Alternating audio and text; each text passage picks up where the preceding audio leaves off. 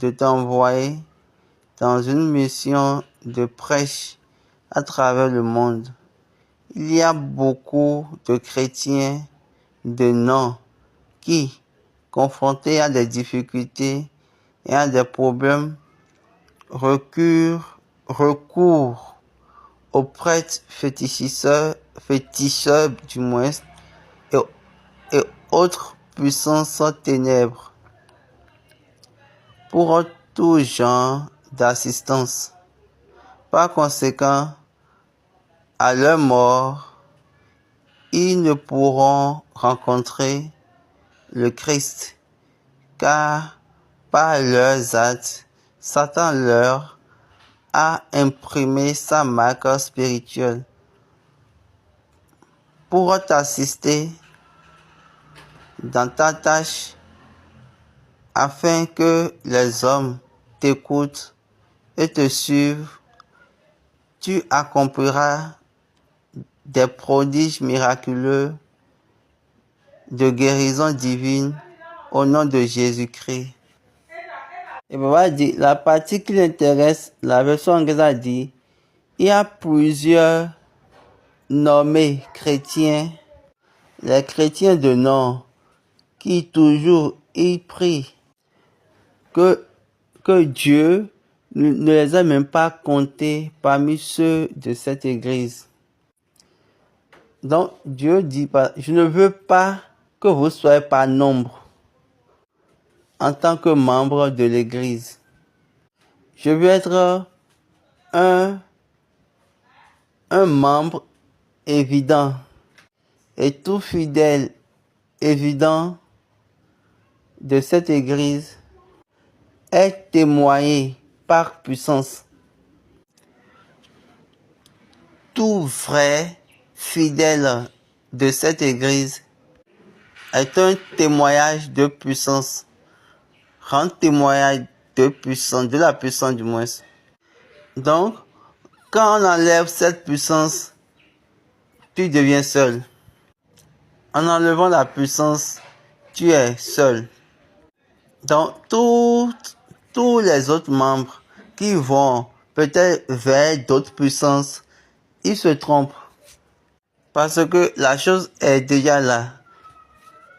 Et il existe plusieurs nommés chrétiens.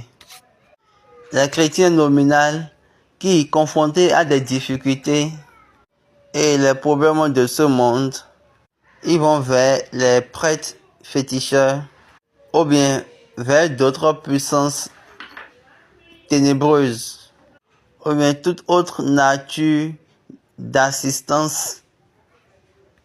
En faisant cela, après leur mort, ils ne pourront pas voir le Christ. Parce que par leurs actions, le Satan a déjà laissé sa marque spirituelle sur eux. Donc, pour pouvoir t'assister au cours de cette œuvre, de cette mission, pour que les hommes puissent t'écouter et te suivre, des œuvres miraculeuses et des saintes guérisons divines manifesteront à travers toi par le nom de Jésus-Christ. Ces œuvres, ces marques spirituelles vont témoigner que vraiment Dieu t'a envoyé. Regardez, cet homme spirituel, Dieu est venu pour son enterrement. Et je demande toujours, et je suis en train de rechercher toujours, qui parmi les hommes, parmi les vivants, allez rechercher depuis l'an 14 jusqu'à l'an 2025. Donnez-moi un témoignage d'une personne où, lors de son enterrement, on a vécu des choses comme celui de SBJ. Et on a témoigné, on a rendu un témoignage par les cieux. Juste recherchez, si vous avez trouvé, et racontez-moi l'histoire. Si vous l'avez, vous pouvez mettre ça dans les commentaires là. Nous allons célébrer cela. Et nous allons dire que les cieux ont rendu témoignage et à quelqu'un lors de son enterrement. Ça s'est passé sur Moïse. Ça s'est passé sur Élie. Ça s'est passé sur Jésus. Ça s'est passé sur SBJ Oshofa. Maintenant, vous, qu'est-ce que vous recherchez encore? Quelqu'un a dit qu'il est appelé, mais qu'il est missionné comme SBJ Oshofa. Même dans l'église du christianisme céleste. C'est bon pour eux, mais ils ne pourront même pas se tenir debout devant les choses que le gars avait fait. Et je me demande qui les a appelés ou bien qui les a missionnés. Et je suis vraiment étonné. Je suis étonné même du Dieu qui les a appelés. Que Dieu nous aide. On n'a pas assez de temps. Une autre question, la personne dit le nom Moïse a été donné par la fille de Pharaon. Et on ne nous a pas dit dans la Bible que Moïse avait encore un autre nom. Mais Dieu a accepté ce nom-là et l'a appelé par ce nom. Et on va dire, je vous ai déjà dit, Dieu qui travaille dans toutes les choses selon le conseil de sa propre volonté. Plus rien, aucune chose ne peut le changer. Rien ne pourra changer Dieu et rien ne pourra chasser Dieu de son chemin. Dieu a son intention. Est-ce que vous comprenez? Est-ce que vous voyez? Jésus est l'intention de Dieu. Jésus a l'esprit de Dieu. Jésus a son esprit. Dieu également a son esprit bien avant. Mais quand Jésus était sur la croix, il a résolu l'intention de Dieu. Et Dieu a dit, d'accord, tu l'as déjà. Quel que soit ce que tu vas faire, je vais te suivre. Jésus n'est pas Dieu. Jésus n'est pas Dieu. Vous devez savoir qu'il est fils de Dieu. Il est l'agneau de Dieu. Les choses sont passées de la manière dont Dieu voulait que ça se passe. Voluptueusement, Dieu a fait ce qu'il doit faire. Dans tout temps, pour qu'aucune chose.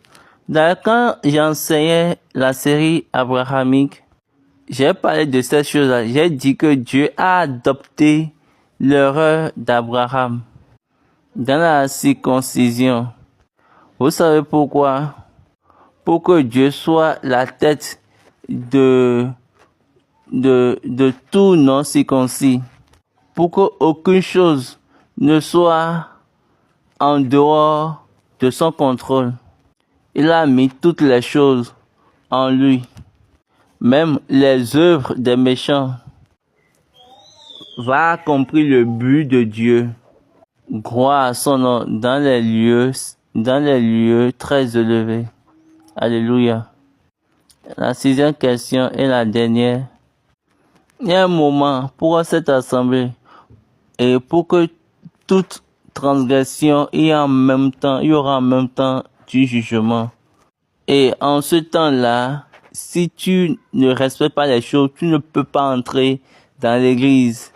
Maintenant, est-ce que l'on peut conclure en disant que si papa avait laissé la chose ainsi, si papa avait laissé les choses ainsi, nous serons plus dans cette situation actuelle dans l'église. Ou bien, c'est aussi un acte de Dieu d'accepter cette proposition, ce projet, pour que Dieu puisse nous permettre d'exercer en sa présence librement. Baba dit, ce n'est pas par rapport à la volonté libre. C'est comment Abraham a raisonné en Dieu. Moïse également. Abraham a raisonné avec Dieu. Moïse également. Comme Abraham a raisonné devant Dieu, c'est de cette manière SBJ également a raisonné.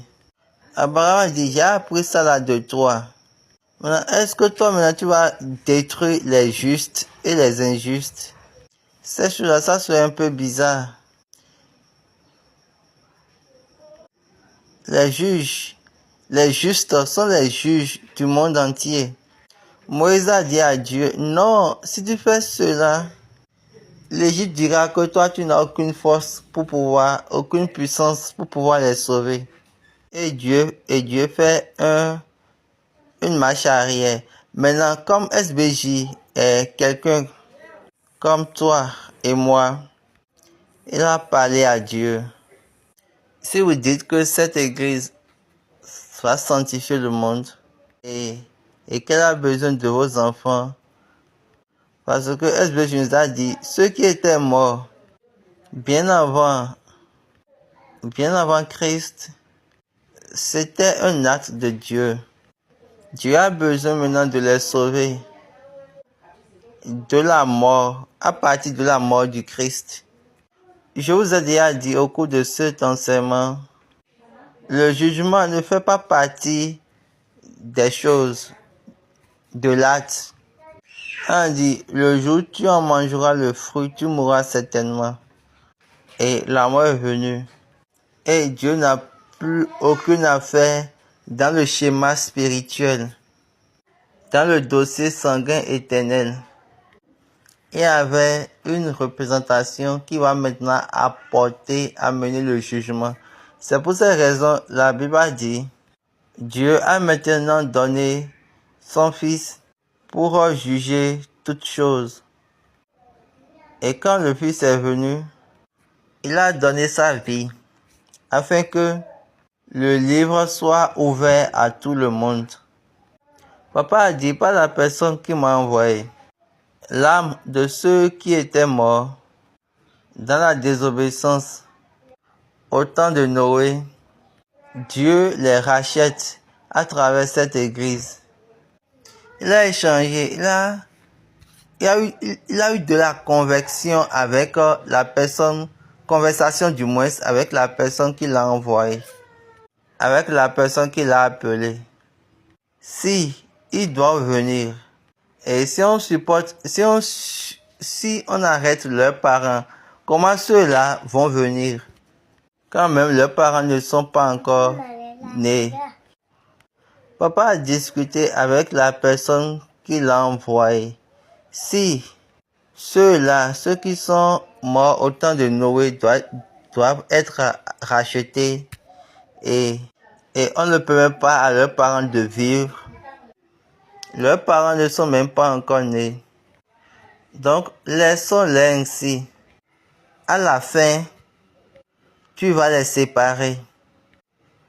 Et papa a prononcé cette parole. Et on nous a donné cette parole-là. Papa a dit. Obviously, that was given to us. He said, what I agree with you now.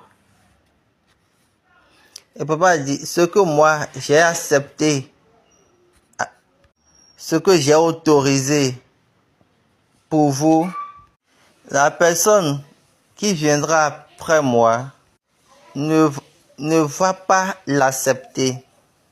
Et si quelqu'un parmi vous ne va pas l'écouter, vous allez faire face aux conséquences. Baba Bada, son dernier jeudi saint, son dernier vendredi saint du moins, et dimanche de Pâques, il avait fait la prédication. Et au cours de la prédication, il a dit, jusqu'à aujourd'hui, il continue de faire l'œuvre de papa. Et il a dit, quand le voyageur reviendra, il a répété cette phrase-là. Il a dit, papa a dit que la personne qui viendra après lui, il a dit, quand la personne qui a voyagé reviendra par la volonté de Dieu, il viendra pour pouvoir commencer sa propre œuvre. Que lui, Baba Bada, il continue de faire toujours l'œuvre de papa jusqu'à aujourd'hui. Jusqu'au jour où il était en train de parler. Moi, je suis en train de vous le dire. Pour ce dimanche de Pâques là, sur le pupitre, j'ai lu la première lecture.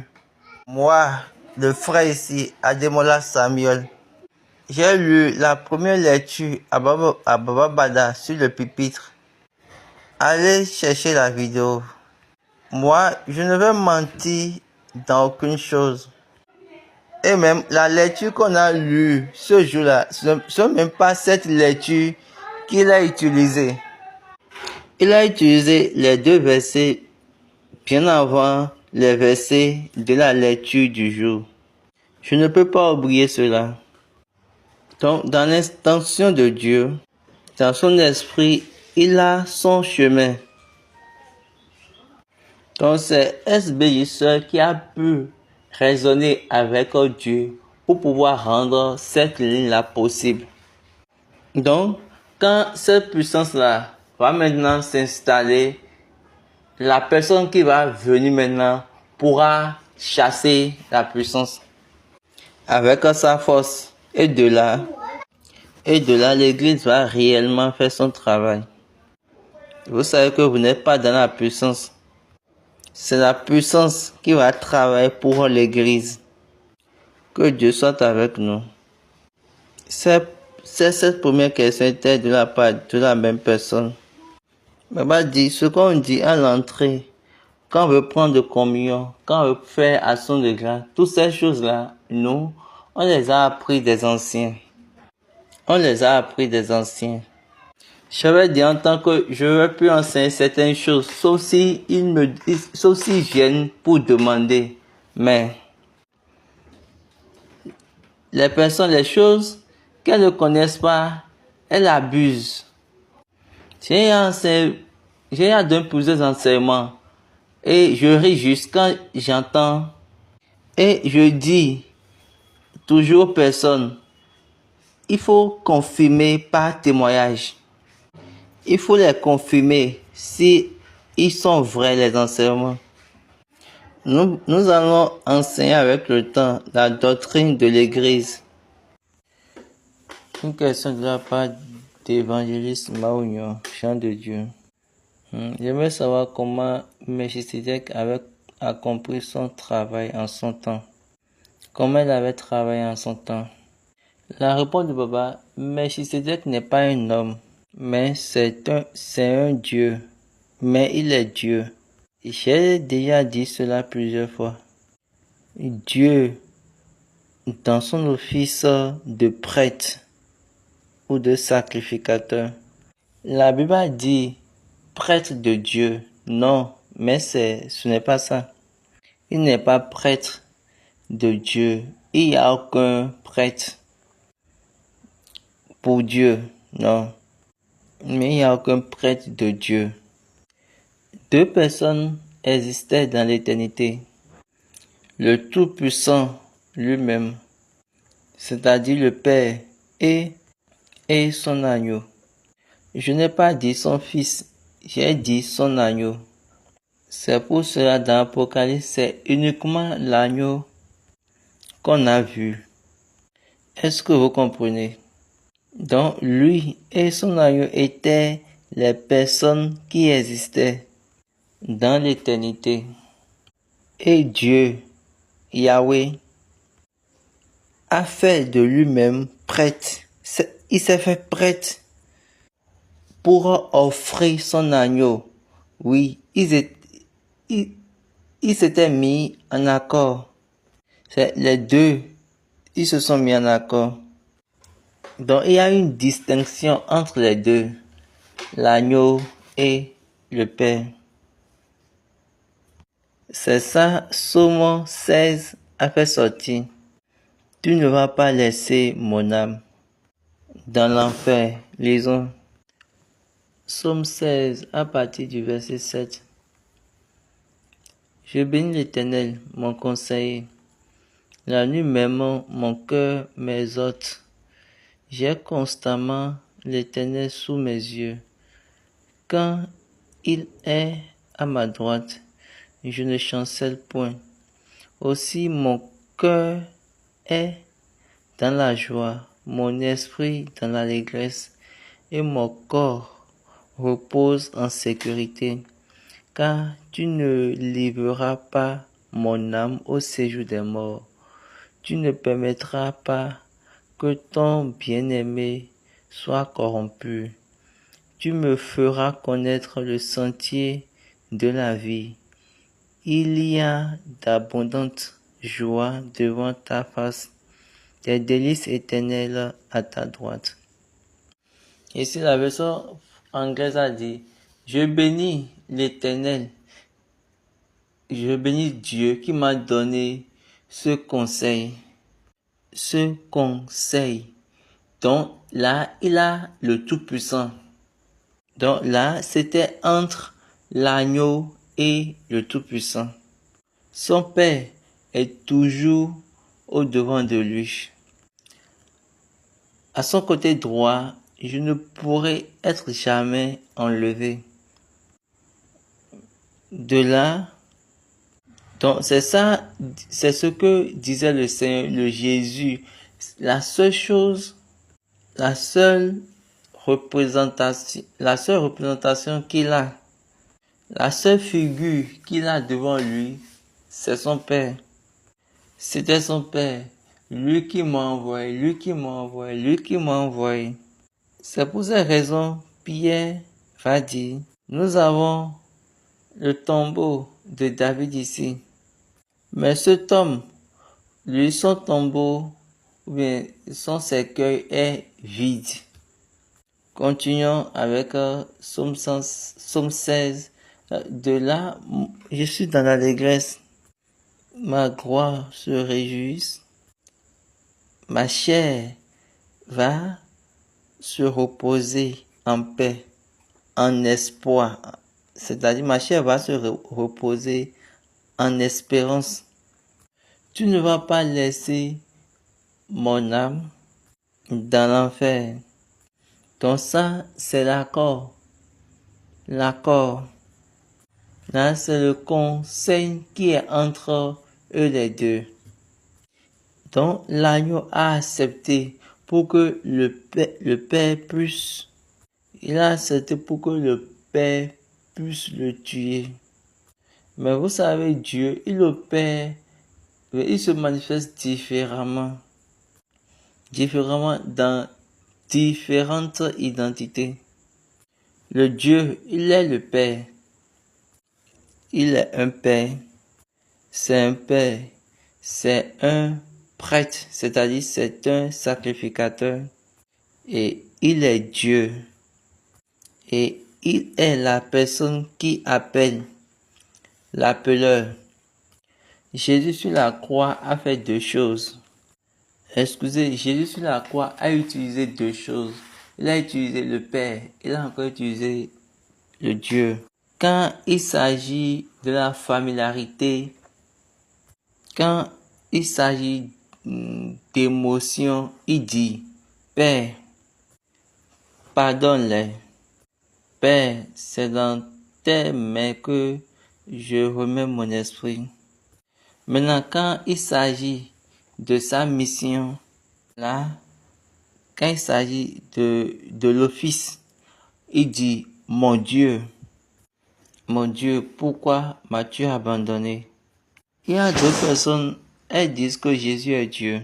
Si Jésus est Dieu, donc si Jésus est Dieu, et Jésus lui dit, mon Dieu, ça veut dire qu'il y a quelqu'un qui est au-dessus de ce Dieu-là. Donc là, ça devient une insulte pour Jésus de dire mon Dieu. Si lui, il était le Dieu Tout-Puissant. Et à la résurrection, il a dit aux hommes, ne me touchez point. Je ne suis pas encore allé chez mon Père, chez votre Père. Autrement, ça fait mon Dieu et votre Dieu. Nous, les personnes, nous voulons juste vivre par la confusion. Mais je disais que c'est Dieu dans ses fonctions de prêtre, c'est-à-dire de sacrificateur. C'est pour cette raison, au temps des Israélites, il a donné cette fonction, c'est-à-dire cet office, cette mission aux sacrificateurs, c'est-à-dire aux prêtres qui sont des Lévites. Il a dit, c'est uniquement vous, les Lévites, qui pourront répondre à mes tâches, à mes missions pour pouvoir tuer, pour pouvoir tuer les animaux pour offrande. Mais la première mission de Dieu est qu'il a dit, prends ton fils et offre-le pour moi. Donc, ils ont fait ainsi. Est-ce que vous comprenez? Et de là, Dieu les a honorés. Il a dit, ok, je t'ai choisi. Et c'est les Lévites. C'est vous qui allez faire les sacrifices. Donc là, ça devient deux disparités. C'est deux dispensations. Il y a la différenciation de Melchisedec, lui qui était venu chez Abraham en tant que Dieu, et la différenciation des prêtres ou sacrificateurs provenant d'Aaron. Cette partie d'Aaron, quand Jésus était venu, lui il a pris la différenciation d'après son père, c'est la dispensation d'après son père. Maintenant, celle d'Aaron a été faite par l'homme. Maintenant, la besoin de comment Melchisedec a travaillé. Baba dit cette question, elle est irrégulière ou d'ambiguïté. Ça a des processus de temps. Donc, Melchisedec, on ne peut pas dire en son temps, parce que son temps est éternel. Est-ce que vous comprenez? Parce qu'il est Dieu. Et il a exercé la fonction de sacrificateur. Excepté si vous avez d'autres questions. Continuons. La question numéro 2. Au sujet de femmes d'alliance et de femmes de promesse, cela voudrait-il dire que tous les hommes doivent être polygames? Et Baba dit, c'est quoi femme de promesse, c'est quoi femme d'alliance? La femme de promesse, c'est cette femme-là que toi-même, tu es parti, tu as choisi par toi-même.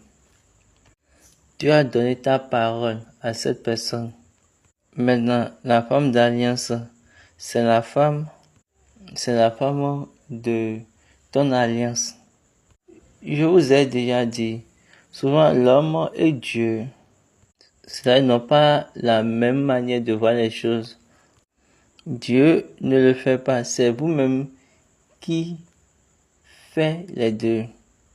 C'est pas à vous de dire, et cette femme, elle est ma femme d'alliance, l'autre femme, elle est ma femme de promesse. Non. C'est Dieu lui-même. C'est Dieu lui-même qui va vous donner une femme d'alliance. C'est lui-même qui va vous donner une alliance. Il vous donne. Parfois, quand j'entends et ils disent, et l'alliance signifie, souvent j'entends plusieurs personnes dire certaines choses sur Abraham. Livre Genèse 9, verset 12. Et Dieu dit, c'est le signe de l'alliance que j'établis entre moi et vous, et tous les êtres vivants qui sont avec vous, et les générations à toujours.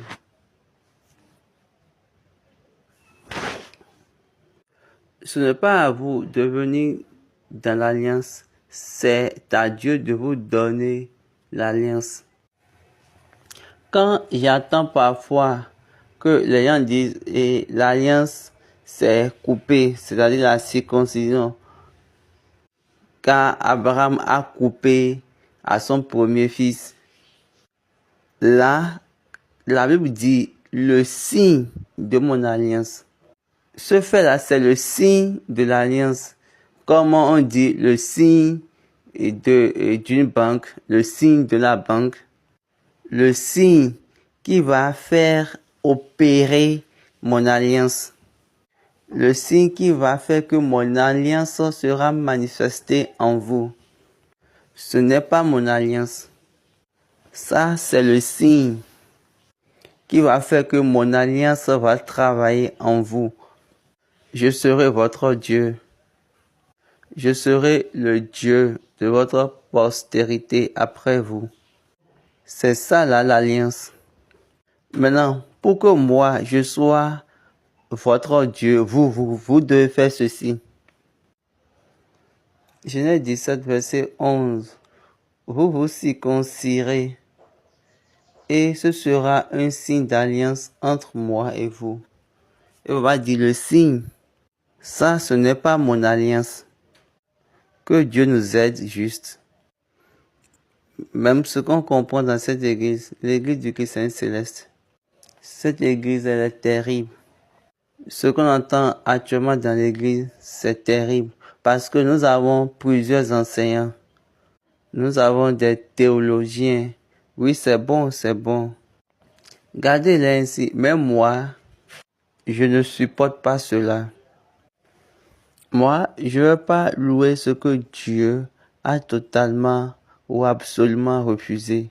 Moi, je ne le ferai point. Est-ce que vous comprenez? La question est en train de dire quoi?